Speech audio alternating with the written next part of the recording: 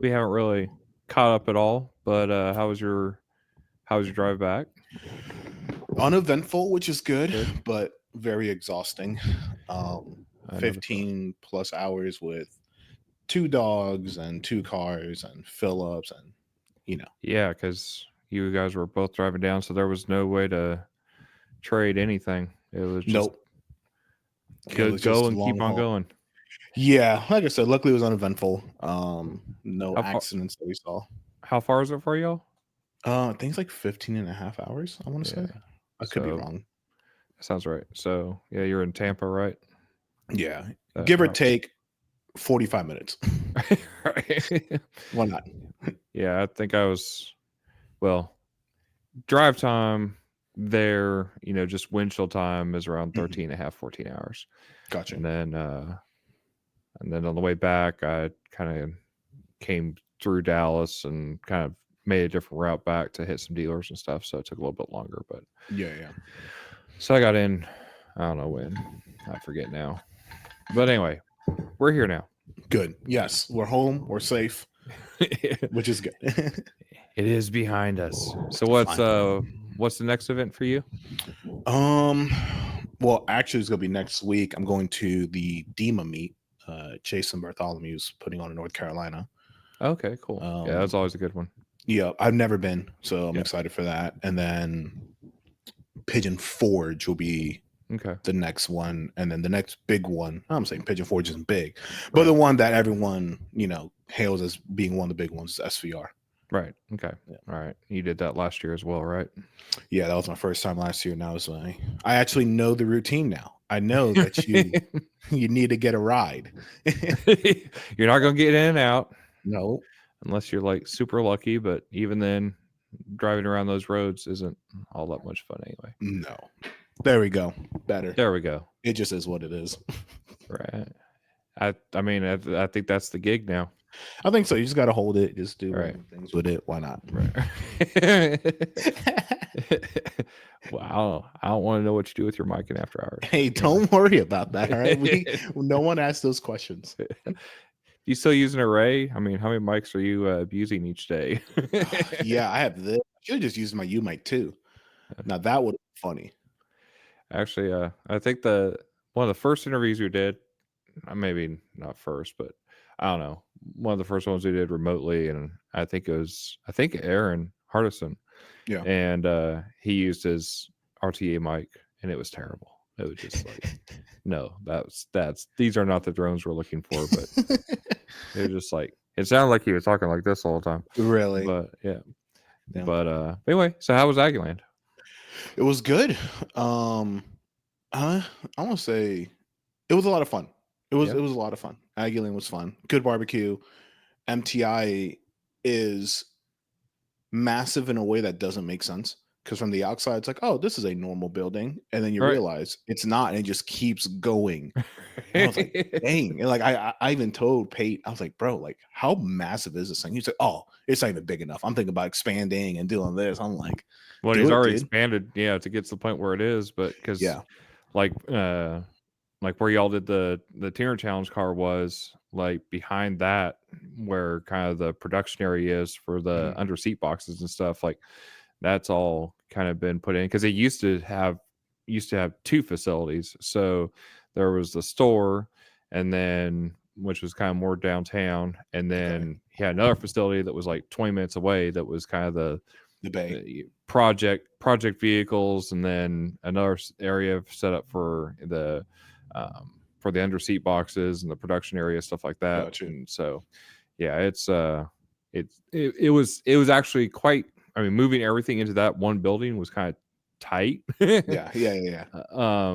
But kind of getting everybody under one roof is obviously much better. So Yeah, it's always best, at least but for streamlining production. right, Mhm. and just managing the whole thing on top of that. But no, I mean, I knew you were there the whole weekend because you were parked right outside the Yep. window where I was, and it was like the old Blah Punk commercials with there was like a couple stuffed animals on the wall, and they're like Just bouncing around bouncing. every time you gave a demo. Yeah, That's everyone's thing.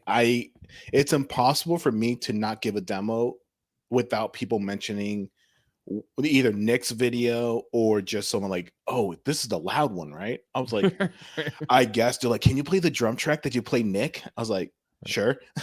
And after the first like 10, it starts getting old. After the like 50 of them, it's like it really starts getting old. But people enjoy it. It's fun.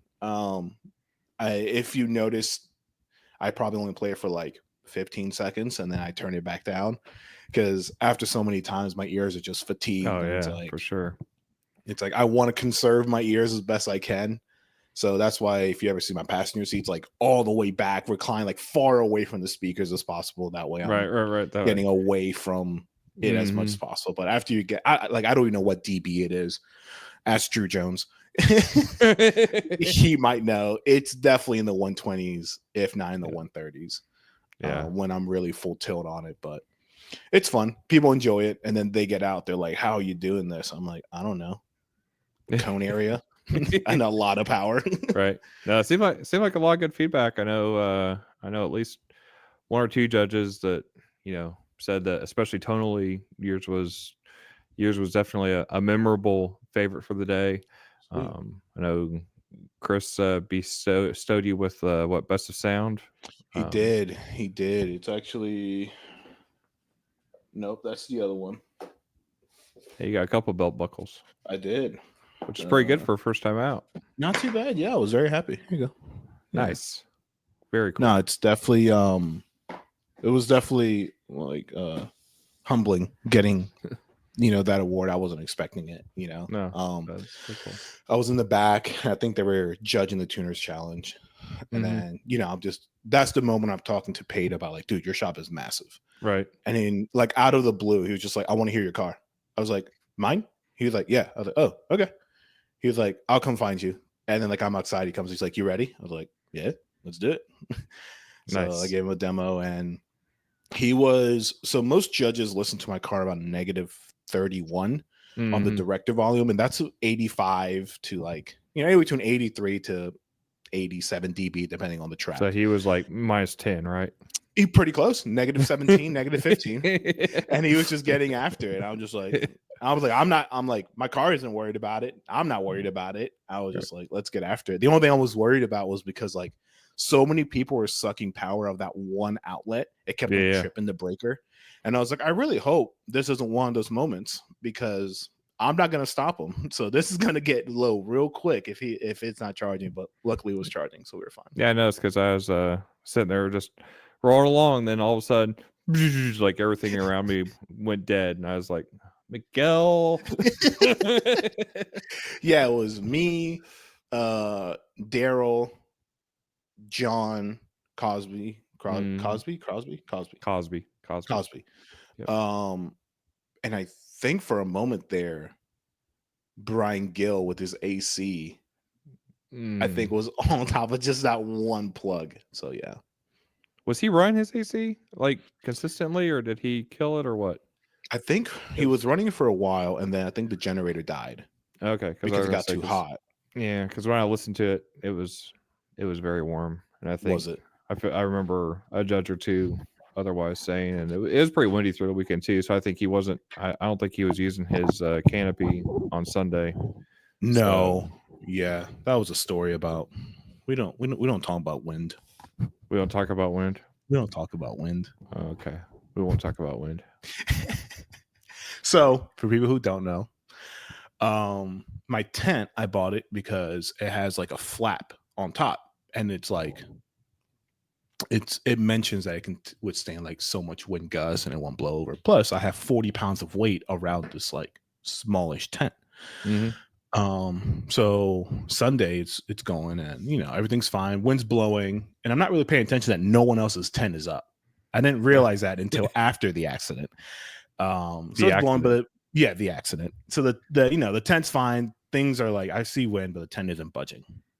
I about to give a demo. Out of nowhere, I hear like crashes, and I'm like, what's happening? The tent's like slightly calling over. It's like destroying the left side of my car, and I'm like, oh no, get out. Yeah, and it nicked Gil's car by I don't know, that much. Oh no. Yeah, he wasn't the happiest. I was like, dude, just it is what it is. I'm sorry. Like, but Yeah, 40 pounds of weight is not enough when I don't know how much Gus is there, and the side of my car has some damage on it, but it's fine. Oh, I that will sucks. figure out how to fix it. Hey, lesson learned. It is Right? what it is. No, that's yeah, because it was, I don't know, the steady winds was like 10, 15 miles per hour at least, and Yeah. then Gus had to have been 20, 25, and yeah, we had it was a few years, maybe six 6 years ago maybe, and Yeah. we had, it seems like it there, especially at the old shop, it seemed like every year we had some kind of thunderstorm come through in the Mm, afternoon for a little while, because it was back then, it was like the first weekend of June, so gotcha. you kind of get those summer thunderstorms coming through, Yeah. and there was one year there where Eldridge's NASCAR was parked.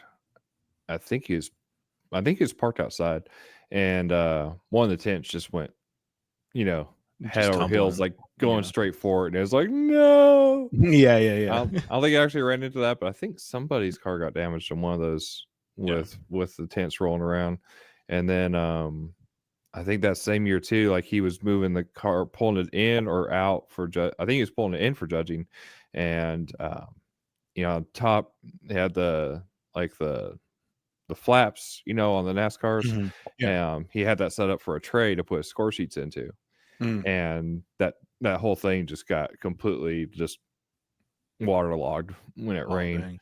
And Dang. so yeah, it's like some of these cars are not made to be outside logged. It's like they're not meant to be used as cars. Come on Yeah. now. Yeah, you gotta love it. Car competition with cars that can't be driven. Gotta love it. That was a funny part about, like, with Brian Mitchell's recent edition, Yeah. and it's like it can't be driven. It's like neither can that car or that car or that car. It's like Black Betty. Like you could drive them, Yeah. but you wouldn't want to. Yeah, you wouldn't want to, Like Black Betty has the inner fender wells are all painted, and everything Mhm. else. So it's like one rock chip, and same There. case as like in your car. It's like Yeah. now you got damage just from regular driving. Yeah, Um, yeah. like Brian Gill's car isn't, I wouldn't call drivable. Yeah. Um, Make him go uh, with 1 gallon, right? I think it has 1 gallon in there. It'll go 10 miles, and then it's like, right. "Well, there we It's a go." it's a one lap car. Yeah. But yeah, so it's not the first the NASCAR technically, I guess in Oklahoma could be licensed. But again, it's one of those things where, is it actually a drivable car? Yeah, yeah, yeah. Obviously Pate's Civic, I wouldn't call drivable. Yeah.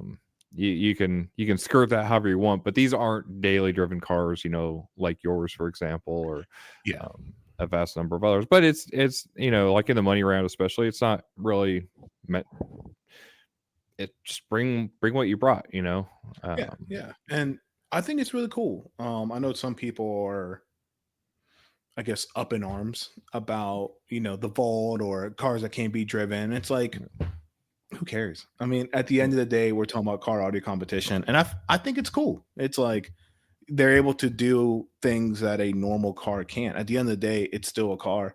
Bree and I were Oh talking about it. Good. no, I was just gonna say, just don't be in that class then. Yeah, yeah, Yeah. and yeah, I don't know. Anyway, go ahead. Like, Bree and I were talking about Yeah. later on what's going to happen to Gray, because I bought her cash, and it wasn't really supposed to be a competition vehicle. It just ended up being one, Right. and it's like I could just one day just like do a full dash build on her and just go crazy. But then her and I looked at each other like, well, I will never sit in it.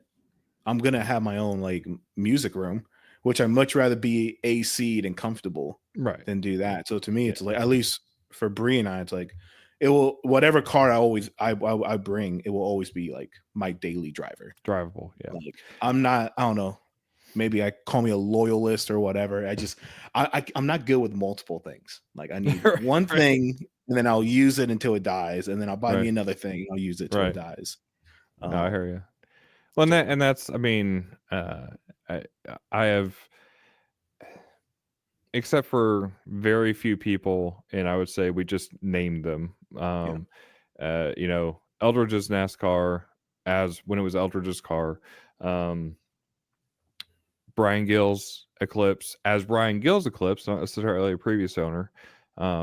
And which is, I will say it was cool seeing him get, basically tie for, in second place, because it's rare that you see a purchased vehicle of that caliber continue to do well and get better and grow.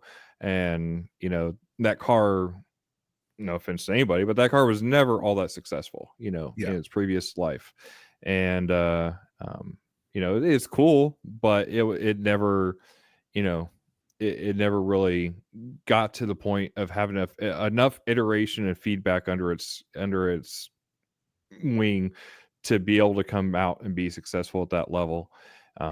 So it was cool seeing it, especially, Brian's been to Texas a few times with cars, so he's known now. He's a kind of a more known entity, and kind of people know what to expect with it. And so, and a couple judges liked it, a couple judges didn't. It wasn't like, at that point, it was kind of the typical stuff that happens, and that's why it was so close. 0.08 points difference. Like there wasn't much margin for error there.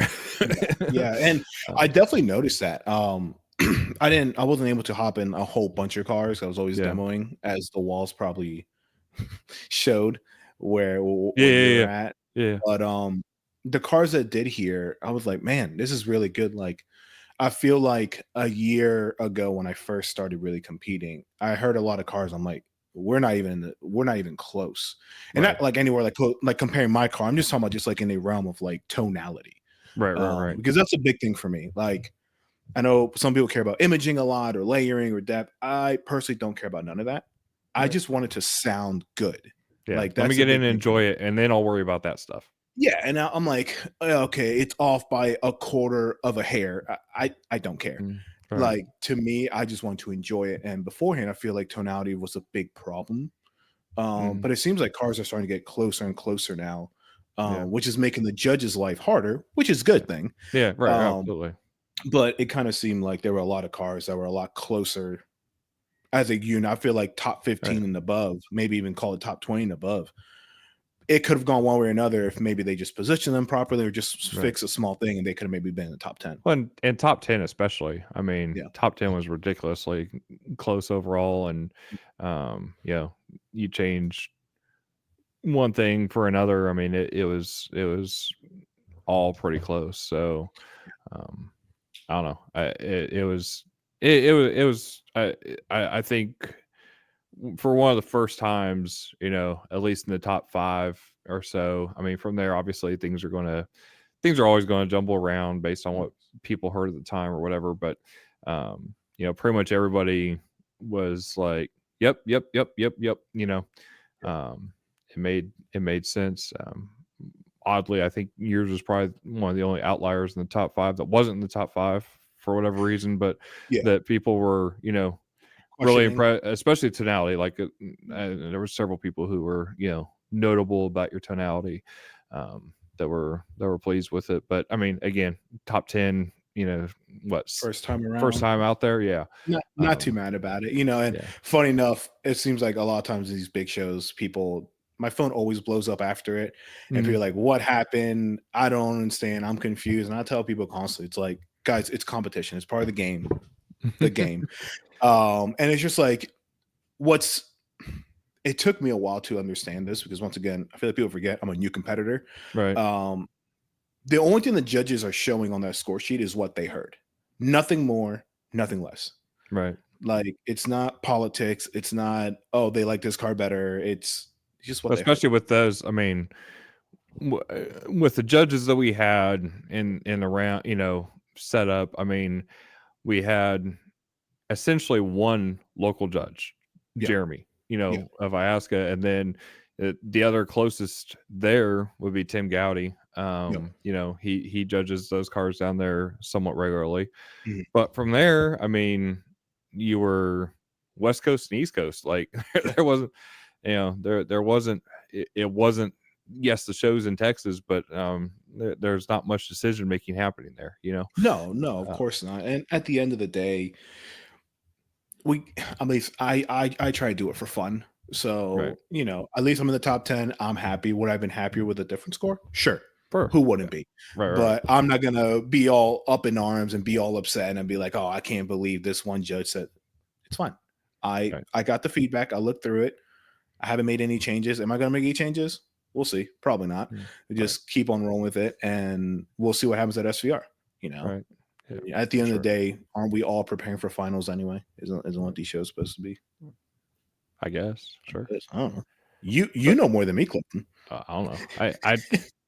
I've never been big about finals personally. I guess I don't know. Yeah. So I mean, I guess I just go event to event, and you go with what you brought, and then if you got a few judges all saying the same thing, then maybe look at that as a way of improvement. At the end of the day, the car is built, especially in your case, like the car is built to be there for a purpose for you, to demonstrate in a lot of ways with you having it connected to a tuning business. Like you need to represent what you're going to offer, and in many cases that may not even have competition goals. So correct. Yeah. Which is, you're 100% spot on. I tell people constantly, especially on our first podcast, I don't tune for competition. I tune for the customer, and it just so happens that most judges also like the sound for competition. But to do real competition, to be very competitive, there are certain things you need to do. And the first thing is, most of the time, is pushing the seat all the way back to try to equalize path length just a little bit more. Just like small little things that the average person wouldn't even think about or care about. Right. Or be able to do because they're driving the car. Like exactly. Yeah, exactly. So it's like, BJ Kaiser's Tundra. Yeah. Friday morning, I woke up at 3:45, tuned that thing an hour and a half, and that's what we ran with. Yeah. He got 15th in the money round. I was like, cool, dude. Like that's awesome. Can I tell everybody, I tune one of your cars and all of a sudden you're going to get top 10 or top 15? No, of course not. Nothing's ever guaranteed. Right. Yeah. Well, and going back to that, like with, Brian's car, Jeffrey, I would say Mark Bruno and Brian Gill's, Brian Gill's car is modified to the point of, that's about it. Mark Bruno's isn't a driver car, but it's not heavily modified either. It's one of the lesser modified cars in the top, but Jeffrey, your competition, but he was in top 3. He in a daily car like yours, like he, 100%. Those 3 cars all toppled that single seat, car. So, and I'm not saying that out of spite for Brian or anything. I wish him the best, just like anybody else. It's in a car like that, it brings lots of attention to to the scene itself, and but it's just not as necessary to do those big builds as it used to be. And you do that, just in general, fewer and fewer people are doing that kind of thing. And I mean, like Teresa Bruno, I mean, she was 11th. I think she was top 10 last year with, what's classified as basically an OE car. I mean, it's no modifications. No, 100%. And I've heard that truck when I went up there to Cali when I tuned Bruno's Challenger. I heard it. I was like, dude, this thing sounds great. Mark and I were having fun talking about every single time we would hear either his car or the truck, like, oh man, it's so bright. Because that's what everyone thinks about those beryllium tweeters, and just like berylliums aren't bright, it's just the way you tune it. So we were just having fun with it. Yeah. Well, and that just means they're got efficiency in areas that you can use to your advantage. So exactly. Yeah. But yeah. So I mean, overall, I mean, obviously there's going to be 40 disappointed people when there's 41 people competing, and one person wins. But no, I think Mark, hands down, the majority of people that I heard feedback from that heard those top cars were all pretty much, what was your favorite? Mark, Yeah. And Bruno. I mean, it was yeah, pretty consistent. 100%. 1,000,000%. Mark, congratulations, my friend. Like, your car deserves it. I absolutely love that car. It sounds amazing. Stage as well. It does everything it's supposed to. Plus, it's just a sick build. So yeah. Yeah. I've never even sat in that car, to be honest. Really. Yeah. Dude, But I take my tonality for the most part, right. put it in a very comfortable American car with the Right. dash that's 8 feet in front of you. Right. And it's all of a sudden, and you get this presentation. I tell Mark this, and me and Mark go back and forth all the time with it. Mm, And we're like, if him and I swap positions in terms of placement, him and I will never complain because we both right. kind of like agree, like our cars are very similar. Right. His stages differently, very differently than mine. Mm, Like when you hop in it, unlike my car, which is a small Japanese SUV, right. when you have to really look right to look at center, his you don't. You're almost looking like straight at it, and center is like right there in front of you, I got you. which is just one of those things that's just very nice presentation, and you're Right. very comfortable. Seats are Alcantara, I think. Everything's nice and soft, and just from a presentation standpoint, I will take his car over mine, and I would choose it just for that alone. It's like, Just dude, 'cause it's comfy. yeah, 100%. When in my car, it is far from comfortable. Right. At least to a big boy like me. And it's like, yeah, Mark, like even if our cars were identical, I would still choose yours over mine just for that factor because it just does that extra portion better. Right. So yeah. Did anything stand out? I mean, you've been to a fair, you've been to SVR, you've been to a few of the big events, you've been to finals, obviously. Did anything stand out to you Aggieland at Aggieland compared to those events? I think people were more happier at this event, if that makes any sense. I don't Mhm. really know how to explain that. It just felt like I think It's a just lot of get people were, together vibe, right? Like, yeah, it felt like more of like a hey, we're all just hanging out. Oh, right, and by the way, there's judging happening inside, right, right, right, Chris Pate shop is really cool. The barbecue he brought in was definitely more of, like I said, more of that like we're all family kind of vibe, right, right, versus having like, hey, like at SVR, like yeah, there's a concession stand back there. You can get right, a right, $10 hamburger that tastes worse than McDonald's. You know, so it's like it's just one of those things. And plus, I think the vibe of being able to go in and out, yeah, where I don't have to leave my car there and I can just right, take it with me and go do right, stuff. I mean, halfway during the show, Bree, Anthony, and myself, we all just went out to CJ's and got barbecue, right, and right. we just showed back up. Where like on the other like finals and SVR, like I've never done. You're stuck. I'm always around my car and I don't get a break. Right, right. So yeah, that was definitely cool.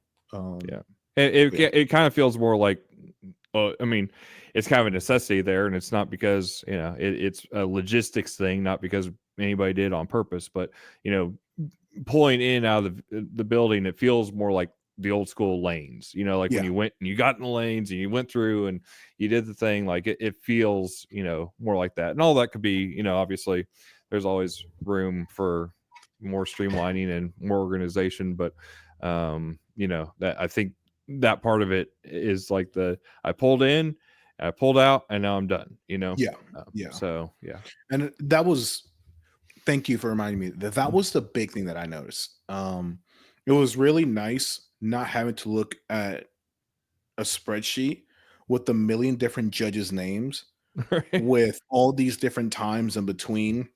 And then, right, of course, naturally, time kind of gets pushed around between the judges because of right, competitors or lunch or whatever. right, Where this one was like, hey, on Sunday, I'm group one. I pull in, all the judges hop in my car, I pull out, right, and I'm done. right.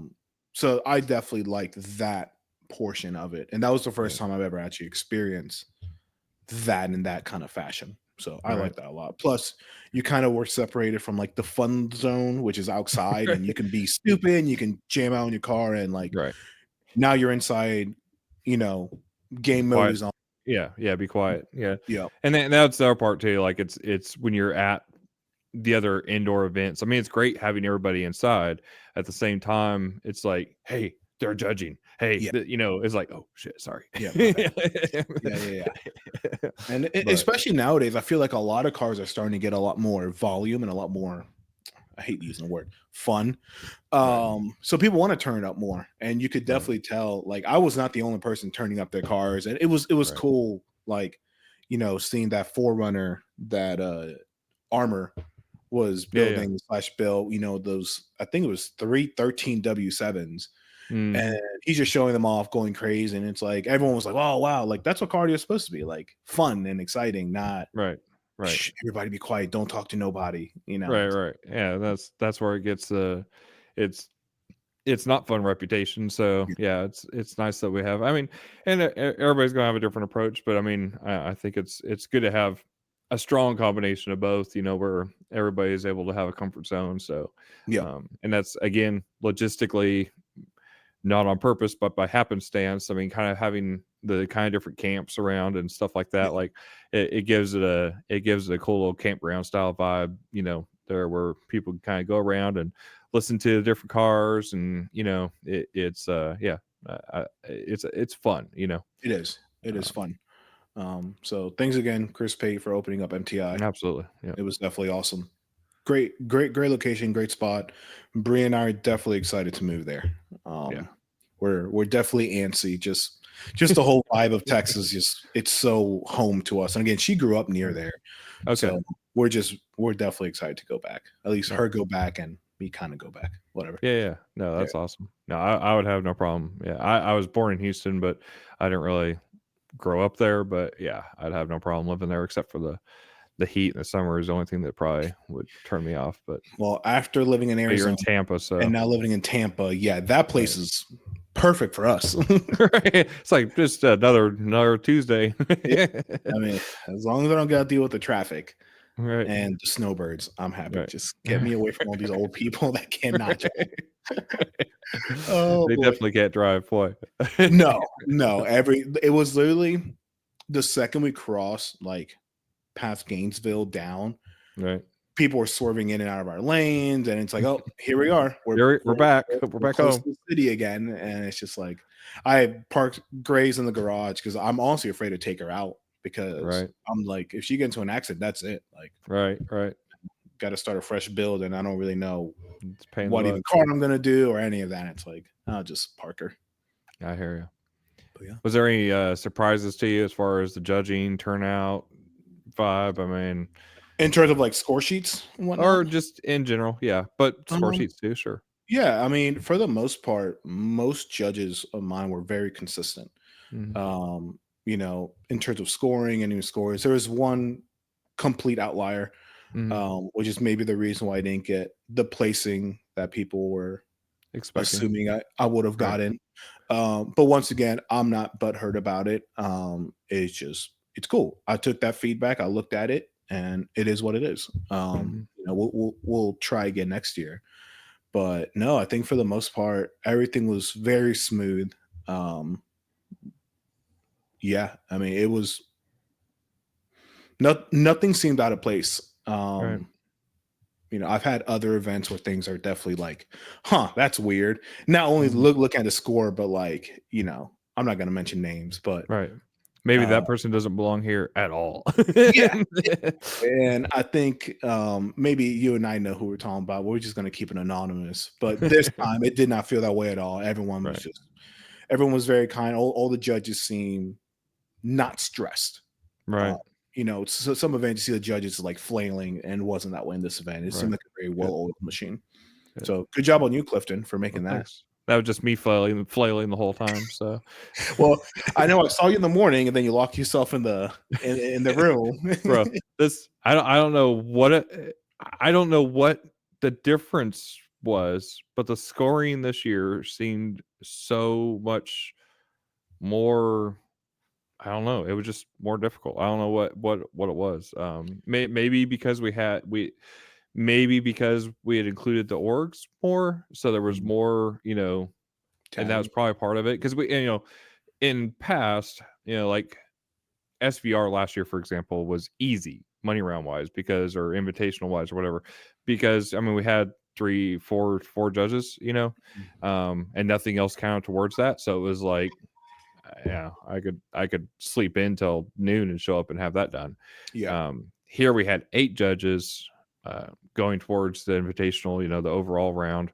And, two IMA score sheets, plus the IMA score sheets have varying potentials for their maximum score.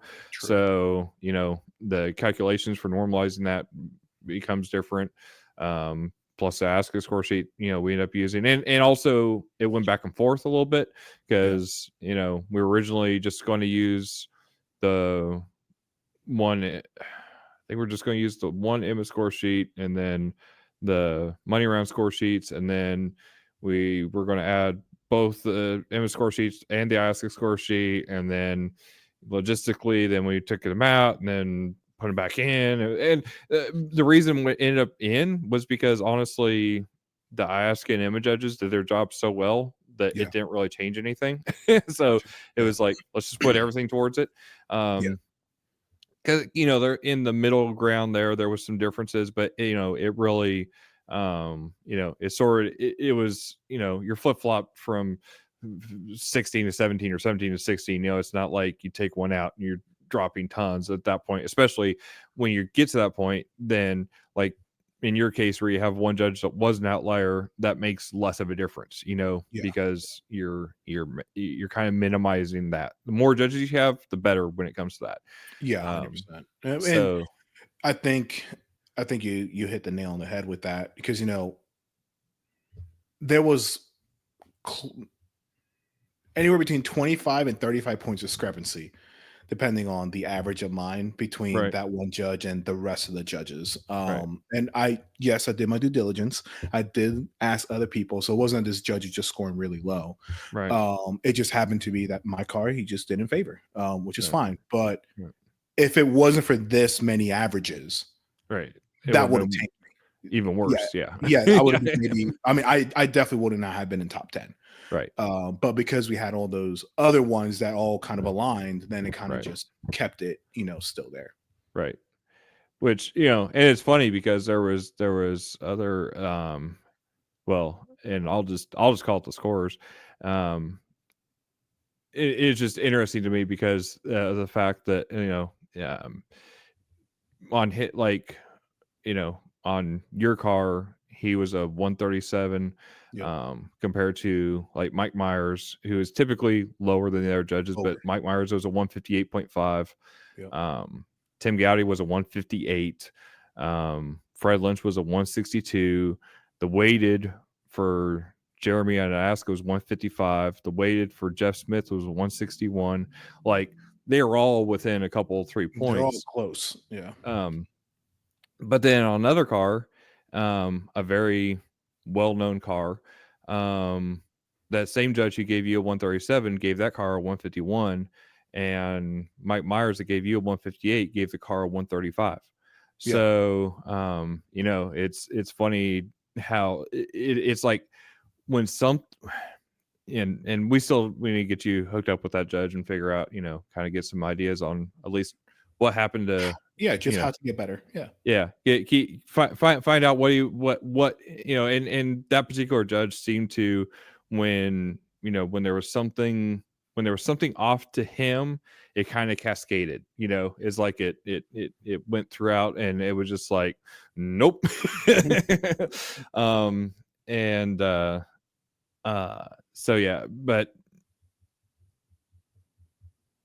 when a car just isn't working for a judge, it seems it's just it's like that the other judges may not be as concentrated on what they're hearing, or it's just not affecting the score sheet as much, or there's a lot of things, and that's where the multiple judging comes in. I mean and I think that's where it really tells a bigger picture. On the flip side, you might have a judge that gets overly excited about a car, and nobody ever complains about those. Oh no, of course not. But One. those can be as much of a problem, when you have somebody who gets overly excited about a car compared to the other judges, and then the other judges actually end up, kind of damping that to where it doesn't, go too far. Yeah. Yeah. No, 100%. And that's why I did the math. I would have gone up a couple, Mm. but I mean, it wasn't like, oh, this one took the first place away from me. You weren't winning because of that. All It right, was calm just down, Klifton. Calm down. All right. No, Miguel, you're on winning. Don't worry about it. No, I'm playing. you weren't getting first place anyway. Don't worry about it. He's like, we didn't care about it that much. You weren't winning anyway. You're fine. Now you would I mean, you would have been like potentially sixth instead of eighth Yeah. if everything. I think it was like either fifth or sixth, somewhere around there. I said it would have bumped me up a few points, but it was It nothing. was it wouldn't have been fifth. Yeah, the best you would have been is sixth versus eighth is Gotcha. where you would have been up at. Yeah. So yeah, I mean it changes you. So without that score, well, it's hard to say that way, but yeah, it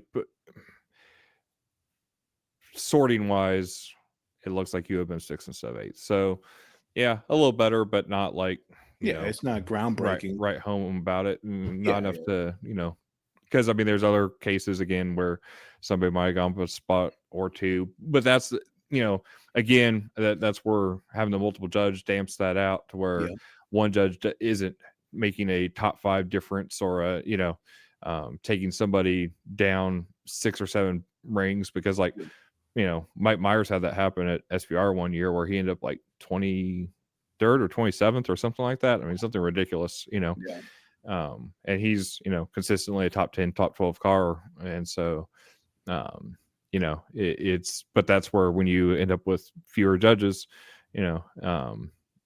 at this big game, and that's my personal gripe with finals is that you do all this work all year to get to the point where basically one judge determines outcome.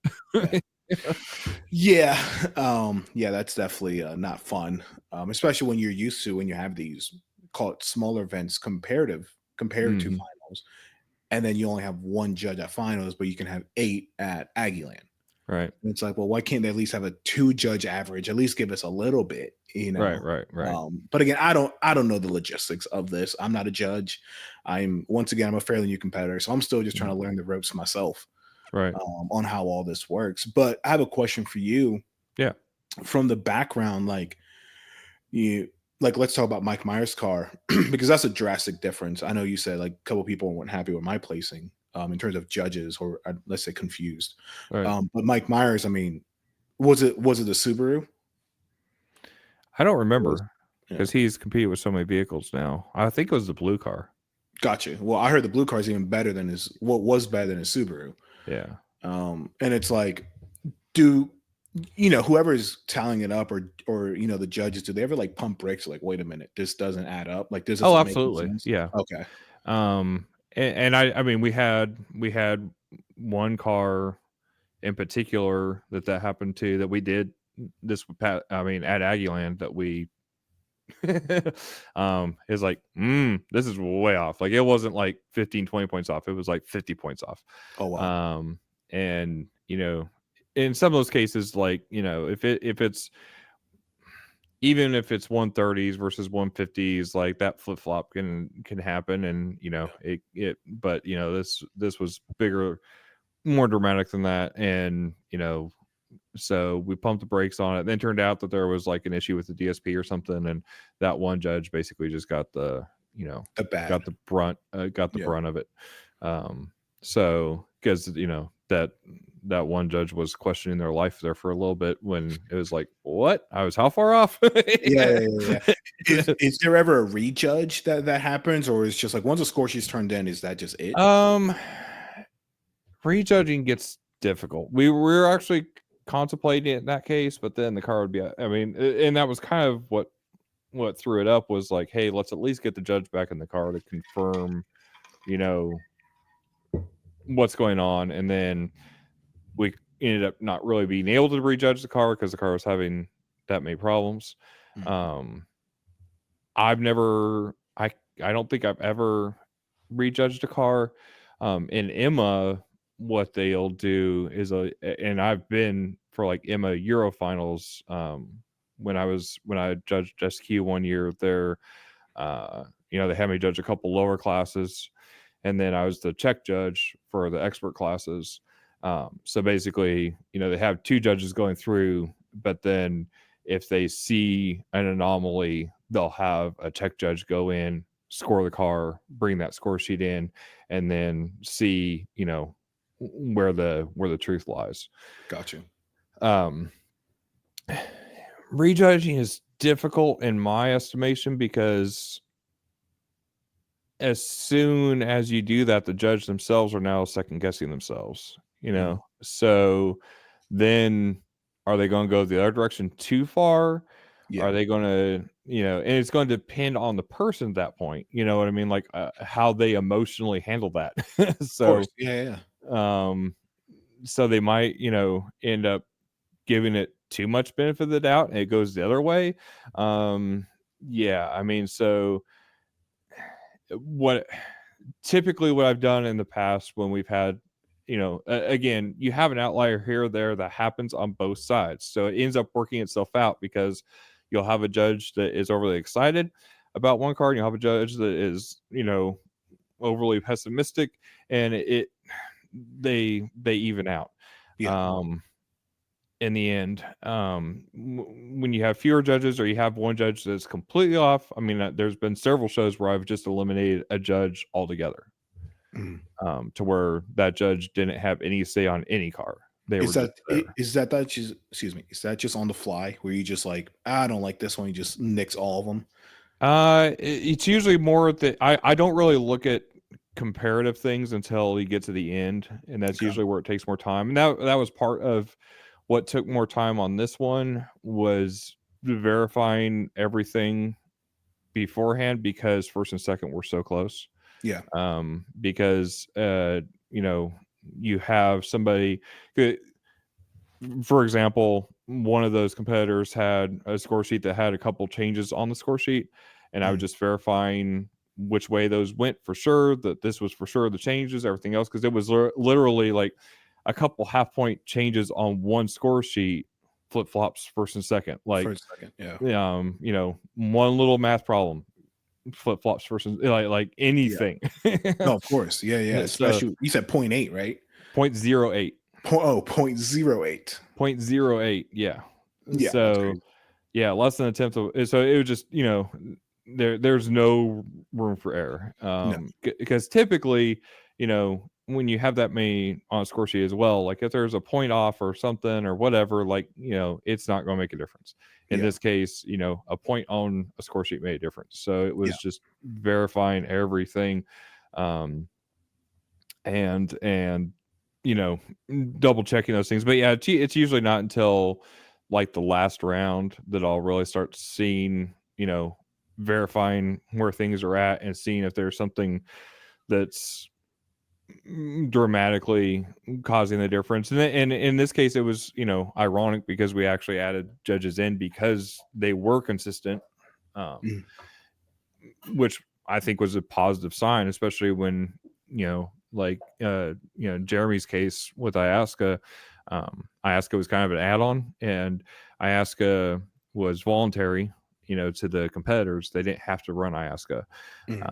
Everybody voluntarily ran it, because even on Friday, we were still on the fence about doing Iasca, and Brian Gill and Brian Mitchell were both, neither one of them have a class there.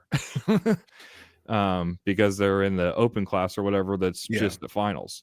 So I kind of left it to them, like, hey, if everybody voluntarily comes together on this, then we can include it in the money round. But that's the only way I can do it, is if everybody does it. And I told them both, like, just don't worry about it. If you don't want to do it, fine. But their score sheets rolled in, like, with everybody else's, and it wasn't changing anything. So it was like, again, to help dampen, or make sure that not one judge was affecting an outcome as much, using those score sheets helped everybody. So but I think it was pretty cool to see Jeremy on that level do as well as he did against a lot of our judges that have, because I, like, my son my son and I went through Mecca judges training with him and Jeremy and Andrea at Mecca judges training in 2020, Hmm. like right before COVID hit. Yeah.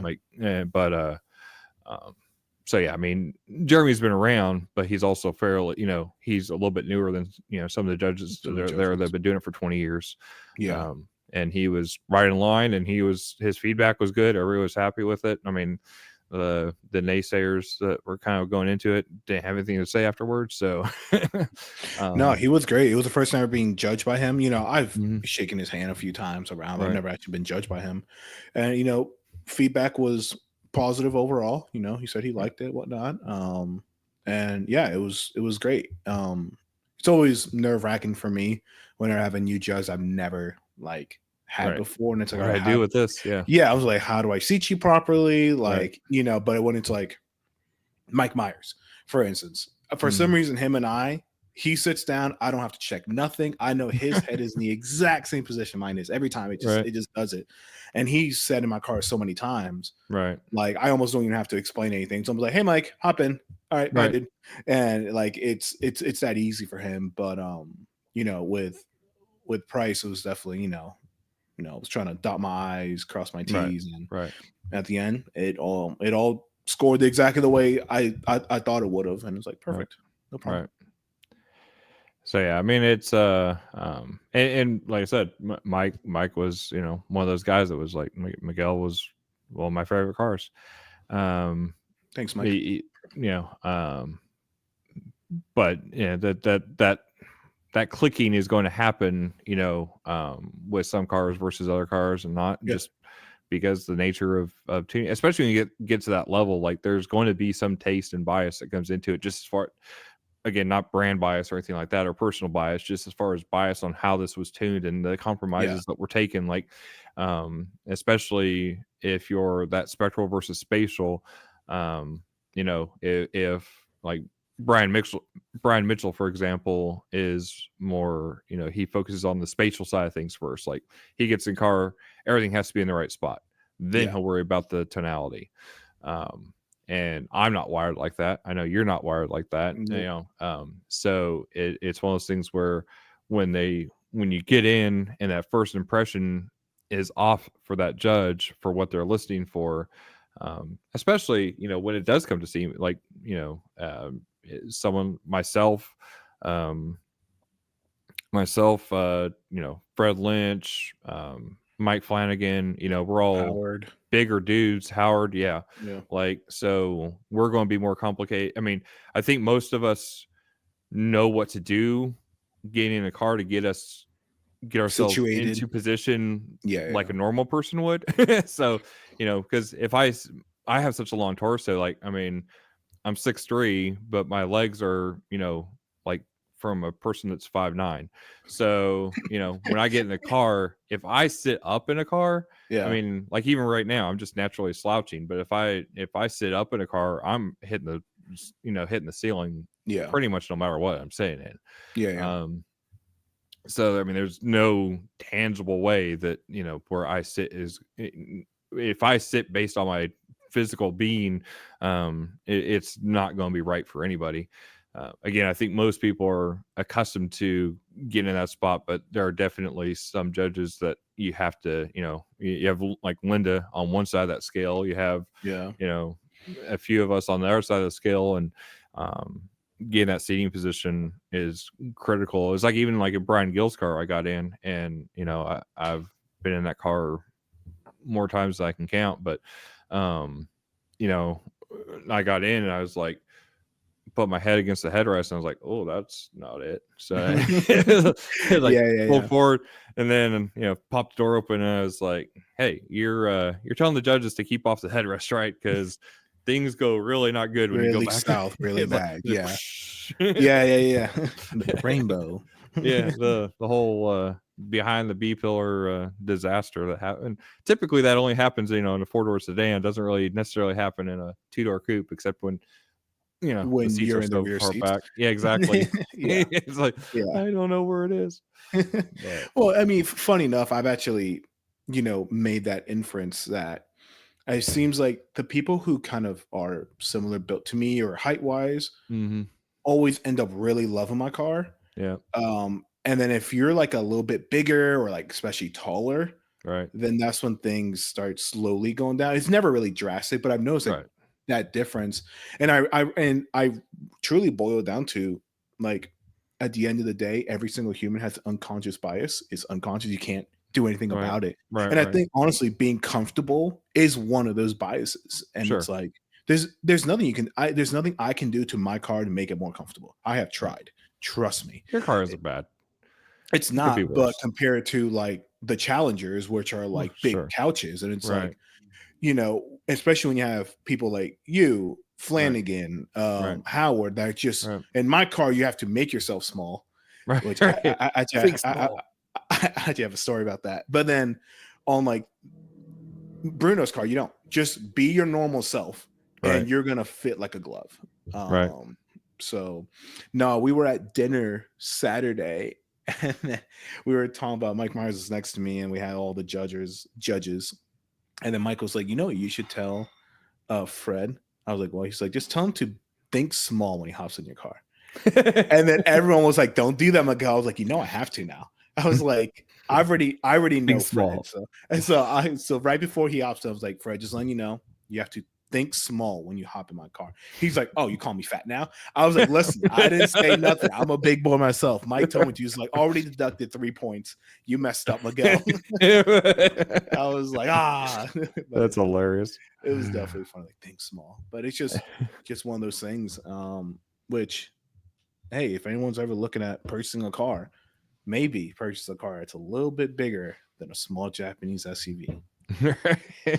Well, it's funny because back, I think I've said this before, but back, I don't know, 8-9 years ago, and there was a lot of hubbub on window coverings because Mecca allowed it. So, and back then you had your Mecca competitors and you had your ASCII competitors. So, you had the people who just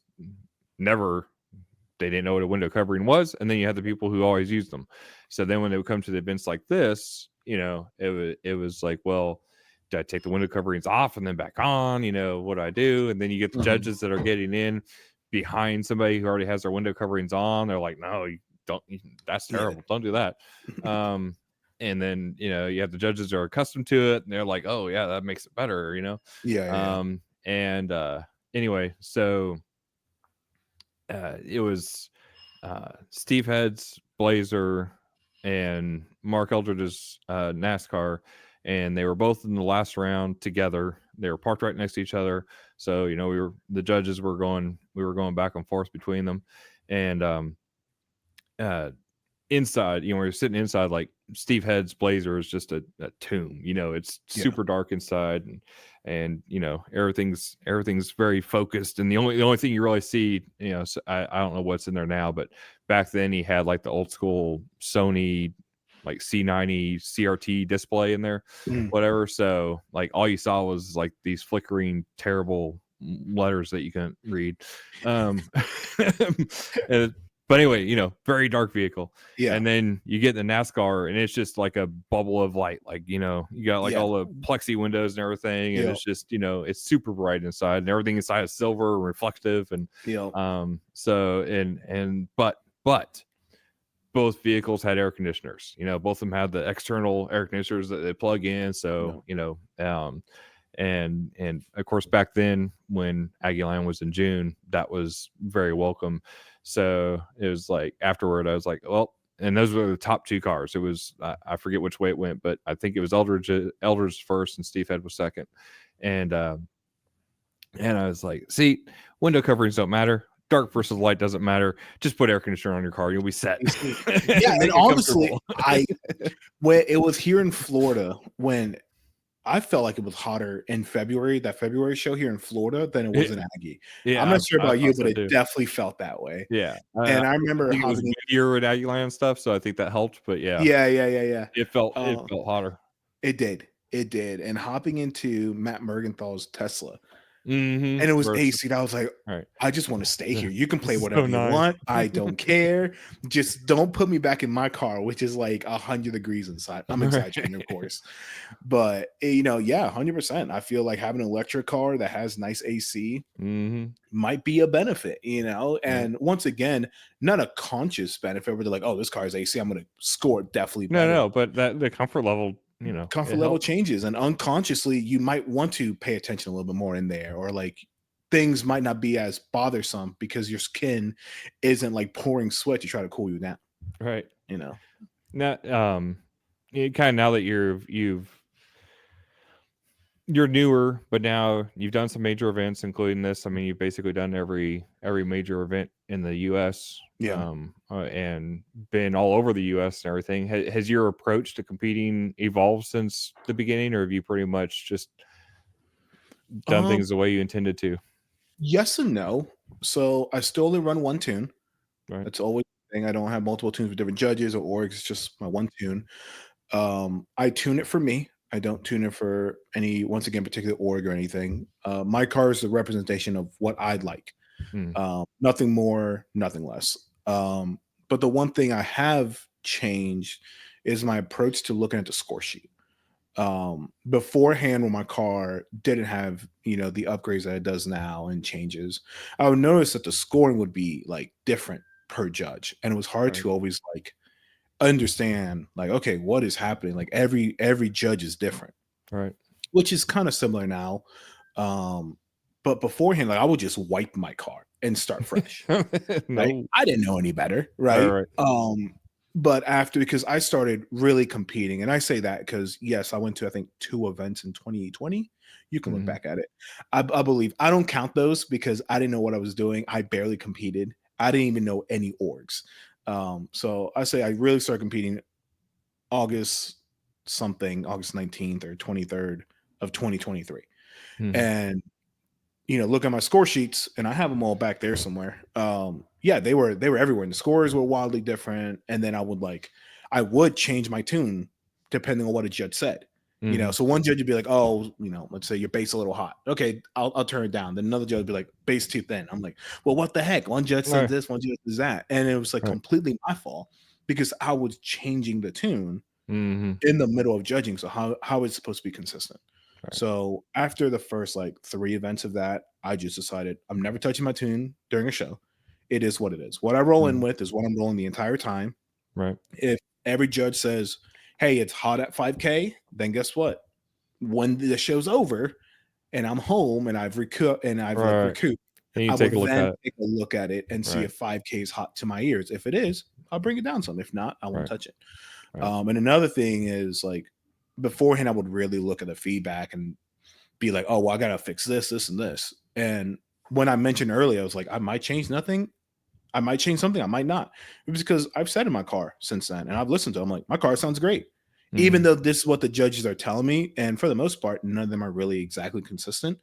I don't feel like changing anything. And sometimes maybe getting another show under my belt, I've noticed that, all right, maybe let me take these 6 score sheets or 8 score sheets or 10 or whatever, and then put them all together. Maybe is more beneficial than just changing it every single show. But besides that, no, like I'm still me. I love giving demos. I go there for giving demos. I love hanging out with people, and yeah, that's really it. There hasn't been a lot changed. It's just the way I look at the score sheets has changed. Yeah, for sure. Is there anything that you've had to kind of unlearn over time that, something you'd approach competition with that you're like, this is the way to do it, and then now you don't do that now? I do, and it might hurt some feelings, might not. The best sounding card doesn't win always. Sometimes you got to understand and look at competition is just that, it's a competition, and they have multiple different rules and subsets of these rules. And just because your car might be to your head or to my head, hey, it sounds really good, doesn't mean it'll win. Or if a car demos really well, it doesn't mean it'll do well in the competition. Because they're looking, I have the score sheets right here, right in front of me. We're looking at imaging, and then we got distance stage, layering, room info. When you're getting a demo, are you paying attention to room info? Probably not. Most Especially of if you're having that demo at 120 dB, you're exactly, then you have like, spectral balance, high and low. Are you really paying attention? Like, well, he turned it from 80, volume right, 85 to 87. Is it linear? No, you're getting a demo. right, And the judges are kind of doing their job. So yeah, that's kind of the thing that I had to unlearn, was like, hey, yeah. like maybe the best sounding car didn't win, Or but the the car I car like that, the most, yeah. yeah, or exactly, but maybe the car that did all of the above Mhm, really well, but not nothing 100% is the one that ends mhm. up winning. And I'm not saying that's what happened at Aggie at all. Right, That's not what I'm right, saying. I'm just right, saying in general, that's right, one thing I right, had to like unlearn, right. uh, about competition. What's what's something, again, being that you're relatively close to remembering, when you started out, what would you tell yourself from the beginning? Um, what piece of advice would you give yourself now? You Two know things. that One, you know don't do now that you didn't then. it. Don't do it. No, I'm playing. Yeah, Um, maybe. yeah, no, I mean it's fun. Do I enjoy competition? I've said so many podcasts. Yes and no. Um, I think competition has its place, but I think too many people wrap themselves around what other people think about their car. Yeah, And in they're the too beginning, affected by it. yeah, like it meant a lot on what the score sheet said. Right, And you know, a year and a half later, if I got like, I got eighth, I wasn't up in arms about him, like, oh my God, like blah, blah, blah. I was more like, okay, cool, awesome. And then I right. drove home happy as could be, listening to my music. And I Listening was to like, your car. Right, this car sounds great, right, and I right, was podcast. I was like, this is cool. right, And like I wasn't worried about it. I wasn't taking the notes emotionally. right. Where in the beginning, I Well, and think that's when you when improve the most too, in my opinion. Like when you can back yourself away from it and not take it so personally or emotional that you know, it has anything to do with you. Like it's just somebody's informed opinion of your car. that's it. That's all it is. And yes, thank you for that. That's another thing. Beforehand, I would look at the score sheets. I'm like, I don't know what they're listening for. Like, I'm confused. And after I've, tuned so many cars and I have decent references at home. Right, And I say this not in a negative context, but I tell people constantly, I don't need somebody else to tell me how my car sounds. I know how it right, sounds. I right, have good references. Not only that, I tune other people's cars. So it's like right. my kind of job is to know what my car sounds like. Sure. And okay, maybe it can't layer up as well as, let's just call my Bruno's because of Mhm, my car. It's just my car. mhm. It is what it is. Guess Right, what? I still love the way my car sounds. right, right, Or beforehand, like I mentioned, it was very much like, oh wow, this just isn't like my car. right, Like that's not a good thing. I need to fix. I need to start over. right, Wipe the tune or whatever. I just don't do that anymore. right. Yeah, and that's smart because I mean Yeah. it's the vehicles that iterate over time that end up being. I mean, again, Jeffries is a perfect example where that car hasn't really fundamentally changed much for a very long time. You know what I mean? Yeah. It's just little tweak, little tweak, little tweak, and that consistency, is what kind of helps 100%. push you to that point without, because if you just rebuilt the car every time and start over on the tune every time, like You don't know where you'll that's be at. yeah, who knows? You're Yeah. coming up with something new now. I mean, and there's been the competition side of things is obviously, it's important. People take it serious, Mhm. and it gives us a reason to get together. I feel like Yeah. it's one of those things where um, if you just have a get together, even then, it's kind of like it's difficult for your brain to attach meaning to that. You Yeah. know, with the competition side of things, it's like, okay, now I have a place and a purpose. Even for me, like I am self-proclaimed terrible competitor, which is why I do the event side of things, because I feel like I have more purpose in that. Yeah. But it's one of those things where if I didn't have an event it's like why I don't really show up as a spectator to events, because I'm not good at that either. Like, okay, what do I do What am now? I Like, doing? Yeah. What's happening?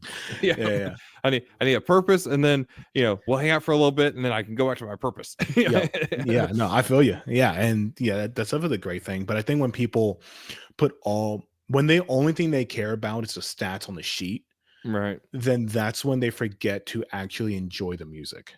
right. And they Well, and only the care community, about, right? Like, I mean, yeah, I think it's important that a lot of us are able to get together and just do this thing together for the weekend that we love, that nobody else in the world understands. Like, just yeah, having that shared community is, I think, pretty important too. That it let's not forget, and that's partly why I've tried to streamline things as far as the competition side goes, to be like, okay, this is your time to shine, do your thing, and then that now the rest of the time is kind of optional. We yeah, can do what we want to do together. um and I know it's I don't really even have to ask the question on the community side, because I feel like in a very short amount of time, you've really been able to enter yourself into the community, being with the traveling you've done and the cars you tuned and everything else. I mean, that has to be rewarding overall, right? Like, yeah. No, it is, and I find it definitely funny how many people ask me questions about competition. I'm like, guys, I am a brand new competitor. Like, I have zero clue, especially last year when my car got rebuilt for the second time. Um, and my very first show was Gainesville. They're like, "Oh, so you know my class you're in, right?" I'm like, "No." They're like, "Well, didn't you rebuild your car?" I was like, "Yeah." They're like, "You didn't look at the orgs?" I'm like, "Why would I do that?" I'm like, "I built my car for me. Like, whatever placement I'm in, I'm in." Like, right? at the end of the day, I didn't build my car for an organization. I guess that's another tip for people. It's like, just build your car for you. You build Hmm. it for you and for what your goals are, then either it'll do well in competition, which my car luckily has, or it won't. But guess what? You'll have a car that you love. Right. Don't build it for an org, or don't like, oh, it's so frustrating when I hear people like, oh, I don't want to do, I don't know, front sub. Let's go front sub. I don't want to go front sub because, it will bump me up. I was like, Hmm. well, what kind of music do? It's like EDM. And I was like, well, you will get a lot more punch and impact that you're looking All right. for, that you're after, if you get it. Like, well, the org. I was like, So, you only compete like maybe 8, 10 times right. a year. Who Not cares? not only that, but is it really that much? Like, is it really that much more difficult as you go up in orgs, like, or No, up in classes? Like, it feels like no. they're all hard. Like, Yeah, and, when I first started, I was in the amateur class, mm, and that was 23, still don't know how, but in Iasca, I got second place after like mhm, a month and a half of like being in competition. And that was the finals of 23. But at that point in time, I was still very much like, what are these judges looking for? I'm confused. I don't mhm, know. And right, then I rebuilt my car for me. yeah, And then it all kind of just clicked. Then all of a sudden, the car was in its, higher classes. I was in Pro One all of a sudden, and Emma X Unlimited or Limited, something like that. Like, I was in pretty high classes, but I was still holding my own. Well, mhm, it's because the right, car was built for me. So that's definitely something I would remind people. It's like, hey, just build build a few, and competition will come. And if it doesn't come, oh well. And another thing is, like, sometimes you're just not going to win. It's right. just going to happen. And Not your day. I've come to that conclusion, and I'm okay with it. I don't think my car can ever compete with Mark Bruno's car. I don't. Mhm, And mhm, it's just the car. Like, I yeah, sit in Mark Bruno's car, and every single time I sit in, I'm like, dude, like, tonally and everything they do, staging and whatnot, they're almost identical. mhm, But the way his car presents it is mhm, so much better than mine. mhm, Just because you're comfortable and the dash is like 8 feet in front of you. It's like, dude, yeah. mhm. I'm like, if I was a judge, I would pick your car over mine. And I was like, and it just is what it is. So I've come to that realization that with Mhm, Gray, she's gonna do well. She'll consistently probably be top 10 or maybe even top 5 like I had been before. But I'm never expecting to beat Mark Bruno or to beat the mhm, Volt or Brian Gill's Eclipse, where they have a purpose-built vehicle, if you right, will, and right, even Jeffrey's car, I mean, that trunk is not usable. right. That's still somewhat of a purpose-built car. My car, Yeah, as I everyone get what saw you're in pictures, saying. Right, right. it's a full daily Everything's in driving. there. Yep. Everything's in there, and I'm just driving it as a car, and it just so happens to also do the SQ part of it. Right. And that's something that I've come to terms with, and I'm completely fine with it. So yeah. What's your favorite song to demo in your car? Hold up. Hmm. I have several, but I have one in particular. I just can't remember the name of it, which is really bad. I don't remember the name of it, but that's It's fine. We're not worried about that. It's a one that I just found. It's called September in Montreal by Anne Bisson, Bisson. Okay. It's a very quiet starting song, and I'm really big into like jazz and whatnot. And it's just a piano just twinkling about. All of a sudden, like the snare comes in, and it's very well recorded. And it's also a very fun song to activate the noise gates on Class D amps. Interesting. Because it's like so quiet in the beginning that like when the piano's decaying, you'll hear it like cut it off. So I sometimes do that to people who, say, oh, this Class D is the best or blah, blah, blah. Oh, well, here's this song and you'll hear a noise gate, or you'll hear the noise gate activate, if you will. And then, of course, I think everyone's favorite song in my car is that one drum track I play because everyone always wants me to play it. I'll just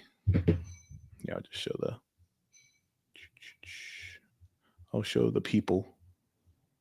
Where is it at? There it is. Yeah, that one. Can you see it? Is that barely? What is it? I don't know how to say it. Shortest drum solo live by Versen Gold. Versen Gold? Versen Gold. VERSEN Gold. All one word. Interesting. But yeah, if anyone, you probably heard it from your place. It's just or the part. Yeah. Oh, that was actually Sticks to Me. That's also a really good one. The last like minute and a half of it, he's just like destroying his drum. And if you have like a really like in phase car with the mid bass and the sub, you don't even need a front sub. Just like if mid bass and sub are in phase, you're gonna have a blast. But yeah, and then go ahead. No, fine. Go ahead. No. The song that I always use as my number one song every time I tune a car or anything, it's Bird on a Wire. Yeah. I'm kind of tired of it now, but the first 30 seconds of that song, I can almost pick apart the entire car in terms of staging, tonality, layering. It's such an easy song to do it with. And just the toms in the beginning. So many times it's just like, I just tell people like, just play me the toms. And the toms are boomy, bloated, not defined. You'll know immediately. And it's like, all right, well, automatically pretty much 300 below her is wrong. And then her voice coin comes in and then the triangle. And then it's like, all right. And then that's your rest of your frequency range. And that tells me if it's right or wrong there. Nice. So yeah, Bird on a Wire is always my first song. Nice. What part of your system are you most proud of? In terms of the thing that I love the most about my car? Just like what if you had one thing to show off, I mean, what would you go straight to? I love the way the back looks. Yeah. Yeah. Russ killed it. It's exactly, I gave him 0 clues because I am not an installer. I was like, here are my parameters. I want it to look really cool, but I want it to blend with the car. I don't want crazy lights. I'm not a really flashy guy. Right. Ben Bree said, I don't care how much money you spend. It's just, you need to use the back. Like it can only go this high. So yeah, fitting 215, 4 amps, Praxis ESP, all that fun stuff. Right. And that was probably not the most fun for us, but thanks dude for doing it. But the other thing that I really, the one thing I guess, if you will, that I love about my car the most is that I guess it's probably the mid bass. I take that back. I'll have 9-inch mid bass inside the dash and you feel 0 tactile in the doors. And that's one thing everyone always mentions, like, dude, like there is 0 tactile feel in this car in terms of front of the doors. When I'm turning it up, I have 215s in the back. I'm sorry, guys. You're going to feel in the back of your seat. There's nothing I can do about it. Right, it's not going to change. It's 215s back there. Right. But besides that, you almost get no tactile feel. And I've worked my ass off, if you will, deadening that car to make sure that exists. And also just how OEM my car looks. You hop in and the only thing you see is the tweeters. Mid basses are hidden. Mid range are pretty much hidden. The tweeters, I took cues from the car itself to make it kind of feel like it was always there. My front sub box is very stealth. Like just everything about the car is supposed to be just Mhm. it might have came from the factory this way, and that's my Right, goal. right. Yeah, you don't notice anything's off at all when you get in the car. Like it's just like, oh yeah, that's how it's Yeah. supposed to be. And I also use the factory radio. I've been able to combine that. So that's just another layer that I've Mm, made sure I was able to preserve was the functionality of the car. So yeah, when people hop in it, they're not like, oh, I need to use this button with that button and this, and you need to do this just to open the door. It's like, dude, it's a car. Hop in. You're gonna do whatever you need to do, and you're gonna right, hop out, and it's just gonna be a regular car. right. No, for sure. What do you think is one overlooked detail in systems that makes the biggest difference? Two things. Funny enough, one of my customers, he just got his score bumped up, I think close to 20 points from the Mm, last just by letting me tune it, which I feel like in terms of equipment wise, I don't think you can get much more of a jump with mm-hmm. just replacing one equipment than just getting a good tune. Right, So that's definitely good. I guess shameless plug. Maybe not, right, right, but right. definitely sound Tuning. deadening. Yeah, Yeah, tuning, but definitely sound deadening. yeah, Especially if you have mid bass in the doors, right, it's just treating the living ever crap out of it to right. remove those resonances and buzzes and rattles. Because I tell people constantly, 2-channel stereo for the most part it's everything about it is an illusion. Everything, Mm, everything from after left and after right is an illusion. Everything in between, and the same thing with the sub being up front and all that. At any point, and our ears and our body are very good at it, we'll pick out things that kind of take away from that illusion, and mm, then all of a sudden you're no longer in that environment. Um, so sound deadening is key, and it will make the biggest difference to try to remove those cues to tell us, okay, the bass really is up front. It's not. We don't have subs in the back. right. The tweeters, even though they're right in front of me, I can look at them. It almost seems like nothing's coming out of them. Yep. So yeah. So if you go to Here you go to resonixsoundsolutions.com. ResonixSoundSolutions.com. You can use Waveform Tuning 5 for 5% off. This episode brought to you by Resonix Sound Solutions and Nick Apicella, who is currently just around skiing in California or something. I don't know. Oh, this dude's just having a blast. Yeah, I don't. Yeah. He's just like the one dude in the industry. Just is after working more. He just like, man, just buy some Resonix, call it a day. Yep. It's all good. Well, man, I appreciate you. Is there how would you like to see things evolve on the competition side? What would you like to see different next year for Aggieland, for example? I mean, other than quicker results, I know that. Well, honestly, I wasn't even going to bring that up. I figured I've been to enough of your shows that you're a very punctual guy, or at least you try to be. So if things aren't going according to the time frame, there's probably a reason why. And I figured it was something back there. And I was like, the scores are probably pretty close if he's still back there tying things up. And that's kind of what I figured. I'm my worst critic on that. So yeah. Yeah. I think the biggest thing, and this is going to be hard, and it is what it is. I think for everybody to get, at least in the big shows, have either a pair of headphones or a room, something for a reference, so competitors can walk in and out. And unlike finals where you have to walk up a maze, go down this door, tickle the butler, do all this to find the room. At MTI, it's right inside. Yeah, MTI, we have that. Yeah. Just doing that, and yeah, it's there. Yeah. It was just mostly like having some, playing like Blue's Clues or something, I think. But yeah, and it was just watching a movie and whatnot. But just having, or at least letting people know, like, hey, here are the songs that we're listening to. If you want to listen to it at a reference, you understand this is what the judges heard the day of the judging. This is what their tonality references. This is what your car should be. And if not, then your car is wrong because this is what the judges are going after. Right. So yeah. But I think Chris is talking about opening up the shop, and of course, this is it always sounds like a good idea now until next year comes, and then we're there, and then it's like, oh no, we don't have time for that. Yeah. But I think the concept is if everything works out to do something like that Friday, to have it Mm. open for people to come and listen to the tracks, have somebody there, kind of like what we did in Ohio, and you were there, Yeah. and we recently did in Dallas as well. But have someone there who knows the tracks to be able to go through it with some people who want to, and be able to go through that process with them, and here's what we're listening for, here's what we're going for in this track, here's and the room is never going to be perfect either. No set of headphones are ever going to be perfect, Of course but not. obviously it's still better than nothing, to where at least you have something to go by, where, hey, in here this is a little bit hot, but this is the part of the song we're listening for in this, and this is what you're after, whatever. Mhm. So at least that way you can have a reference with that person to help out, and then have some people there, kind of like what we did at the hybrid show years back, where we had a few people kind of pre-staging the cars, listening to them, helping with the tunes and stuff before they came in. Mm.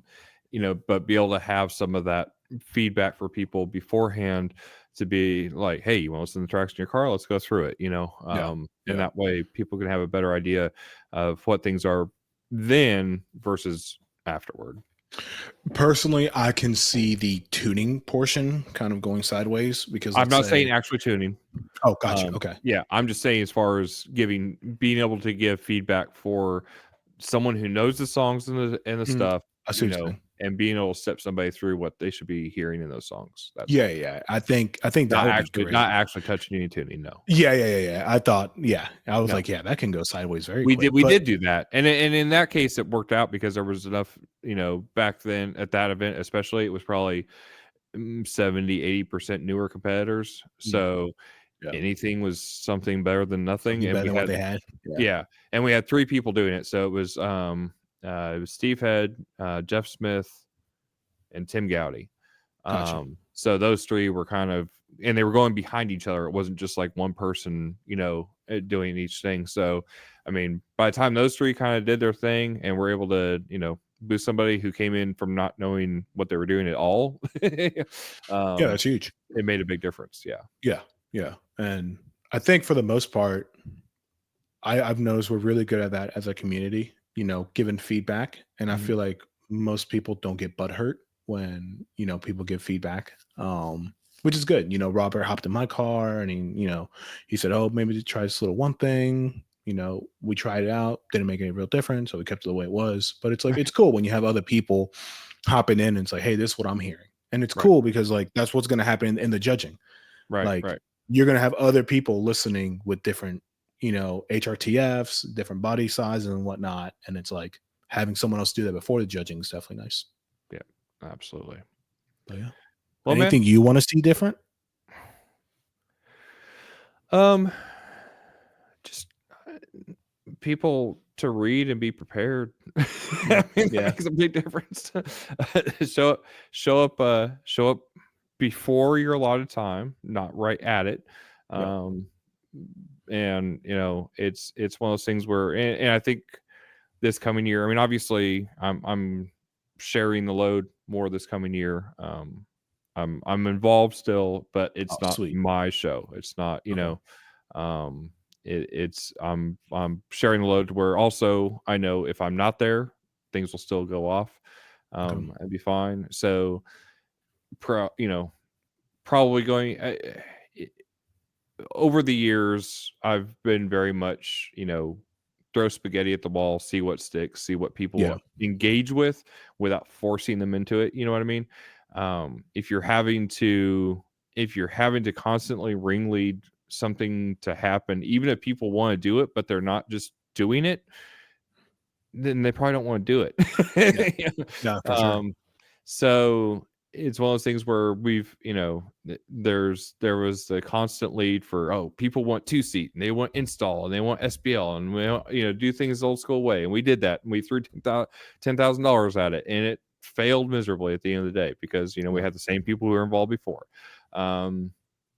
Like even the demo thing, this past weekend, like it wasn't the best of organized things because other things took precedence. It wasn't a core part of the event. But at the same time, nobody really stepped up and, like was like, this is the thing, Yeah. there There was there one person. there were people who were, want to do it, want to be involved, whatever, and it was kind of there, but there wasn't a whole lot of, you know there wasn't a significant amount of push behind it to make it, you know what I mean? Worthwhile. Yeah, there was one kid, and I'm sorry, I forgot your name. He kind of looked like Mr. Beast a little bit with the I goatee. think we had two people that engaged, David Weiner Yep, how Warner, I think. I don't know. It's My bad, bro. W people say Warner, but it's WANER, but I don't know if it just Oh, has a really? Oh, look at yeah. me. I'm wrong.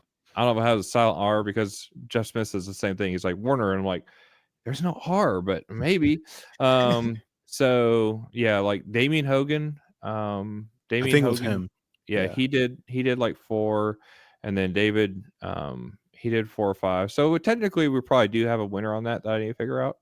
Um, assuming that, uh, uh, just seeing what he listened to. So they both listened to John Cosby's. They both listened to Brian Mitchell's. They both listened to Years. They both listened to Jeffrey's. And then David listened to BJ's, but Damien did not. So Gotcha. we technically, I guess, do have a winner in that now that we're There you talking. go. So, I mean, yeah, there's probably ways we can, reinforce that more. But again, it's like it seems when it comes to especially this event, and maybe it's because like it's the first major event of the year, like everybody's just kind of warming up. Yeah. So doing more than showing up with a vehicle that's working, like that was another big problem. Like this year, there was a lot of people who, were planned to be at the event who had essentially 8 to 12 months to prepare and Still weren't prepared. didn't get done. Yeah. There's a few things I think there'll be a more, the score sheet will be more predictable as far as knowing, this is now, this is the first year we use this particular score sheet, but it's it's an evolution of last year's, and now that it's kind of together with, we're basically just using the Star CA score sheet at that point. So whatever evolution happens there will, again, that's something that I don't have to think out from scratch. Yeah. The music will be an evolution; it won't be from scratch. So I mean, this year to next year should be much more of an iteration than this year was, or especially last year. But also, I guess my point in all that is throwing less spaghetti at the wall and focusing more on the core, Makes sense. competency of the event. Kind of get back to basics with it, and then with that, simplify and deliver the message to the competitors over time better. So a lot of the same information that we gave this year, essentially, but more, once you're registered, more of a ABC, here's your checklist, Yeah. and try to simplify that process as much as possible, especially since it oddly, Aggieland seems to be turning into, kind of a haven for newer competitors. Mm. I think we have, I would say for this style of event, and even compared, I mean, finals doesn't really have new competitors, right? Yeah. By the nature of it. SVR is typically, you have people who have been maybe out of it for a while, but you don't have really new New. competitors, right? Yeah. So for somebody, and in my opinion, there's no better way to learn than just getting thrown at the deep end, because 100%. Yeah. you don't know until you don't know. Yeah. Yeah. So I think, I would like to gear Aggieland more for the newer competitor. Also, with it in mind, this year again was more drastic than past years, but kind of hit home to me that being that it's the more kind of the first event of the year, people are rusty, people are coming in. It was a lot of people's first time competing at this level of event, even if they competed for a while. So I think in my head, I'm like, well, that person knows that person and that person, and this person's the one who got them in here and everything. So they'll just kind of work together and make it happen. And that, Mhm. and the problem with assuming that on my part was sometimes that kind of ringleader who I expected to kind of take charge there didn't show up themselves for whatever reason, Gotcha. or they were so focused on their own vehicle that they weren't able to, Help out. bring others along as much. Yeah. So I'm going to approach that part as if every competitor is a new competitor, and so for the people coming in, if it's laid out in a way, but even then, like, yeah, Tampa. I mean, Brian Mitchell has been doing this for a long time, and he Yeah. shows up the morning of the event going, "Where's the music?" I'm like, "Well, I would have figured if you didn't have the music by now, you would have, how to get a hold of me." Like, Yeah. you also know that this is how we do things. Like, you've been doing this. You were a judge at SPR. Like, we did Yeah. things practically the same here. And so, yes, I'm calling Brian out there, but at the same time, like, I mean, Brian's been doing this a very long time. He's been at countless events. He's probably collectively competed more events than the top 20 in that list. Yeah. So my point there is that I think everybody kind of needs that guide to a certain extent, and I think that's something that I'm good at, that I can bring to the industry that maybe will help at all the events. 100%. Yeah. So For sure. Dude. I think, again, it comes down to just, I think if people are better prepared, and that's always kind of been my focus, like with the schedule and everything else. I mean, if you go back, if you go back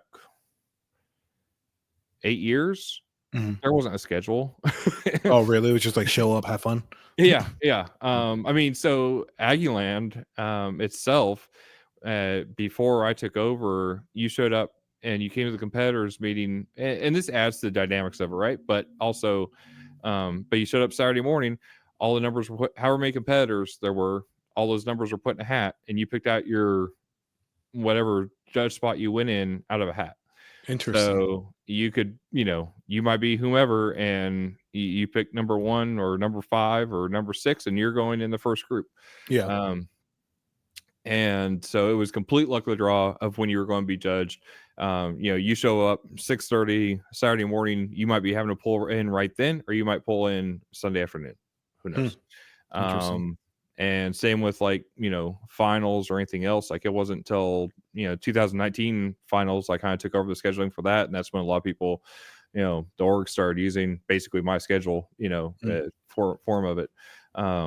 But and a lot of that just comes from my own anxieties as a competitor, knowing what drives me nuts, trying to tamper those Figure down. out what's next. Yeah.